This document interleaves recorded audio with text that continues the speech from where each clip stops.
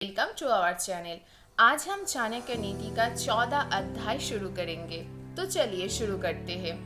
गरीबी, दुख और एक बंदी का जीवन, ये सब व्यक्ति के किए हुए पापों का ही फल है।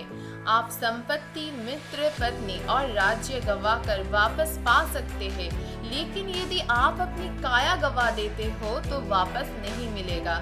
यदि हम बड़ी संख्या में एकत्रित हो जाए तो दुश्मन को हरा सकते हैं। उसी प्रकार जैसे घास के तिनके के एक दूसरे के साथ रहने के कारण भारी बारिश में भी नष्ट नहीं होता है। पानी पर तेल, एक नीच आदमी को बताया हुआ राज, एक लायक व्यक्ति को दिया हुआ दान और एक बुद्धिमान व्यक्ति को पढ़ाया हुआ शास्त्रों का ज्ञान अपने स्वभाव के कारण तेजी से फलते हैं। वह व्यक्ति क्यों पूर्णता नहीं हासिल करेगा जो पश्चाताप में जो मन की अवस्था होती है उसी अवस्था को काम करते वक्त बनाए रखता है। हमें अभिमानी नहीं होना चाहिए जब हम ये बात करते हैं। परोपकार, आत्मसंयम, पराक्रम, शास्त्रों का ज्ञान हासिल करना, विनम्रता, ये करते समय अभिमान करने की इसलिए जरूरत नहीं है कारण दुनिया बहुत कम दिखाई देने वाले दुर्लभ रत्नों से भरी पड़ी है। जो हमारे मन में रहता हमारे निकट है, हो सकता है कि वास्तव में वह हमसे बहुत दूर है, लेकिन वह व्यक्ति जो हमारे निकट है लेकिन हमारे मन में नहीं है, वह हमसे काफी दूर है।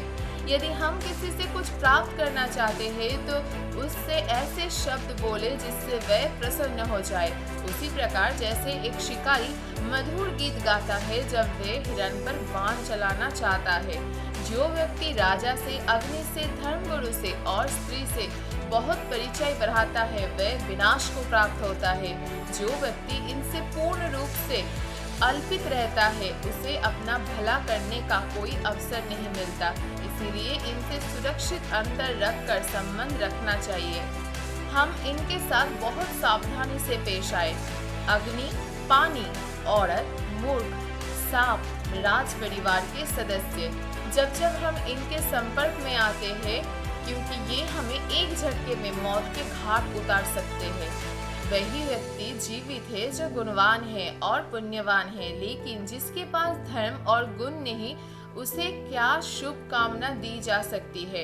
यदि आप दुनिया को एक काम करके जीतना चाहते हो तो इन 15 को अपने काबू में रखो, इन्हें इधर उधर ना भागने दो।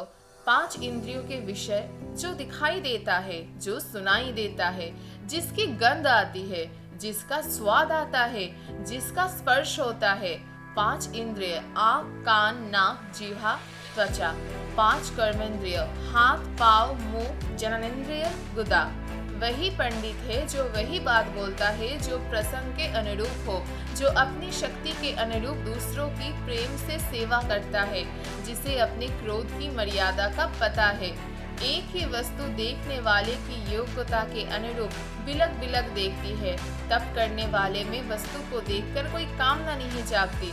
लंपट आदमी को हर वस्तु में स्त्री दिखती है, कुत्ते को हर वस्तु में मांस दिखता है।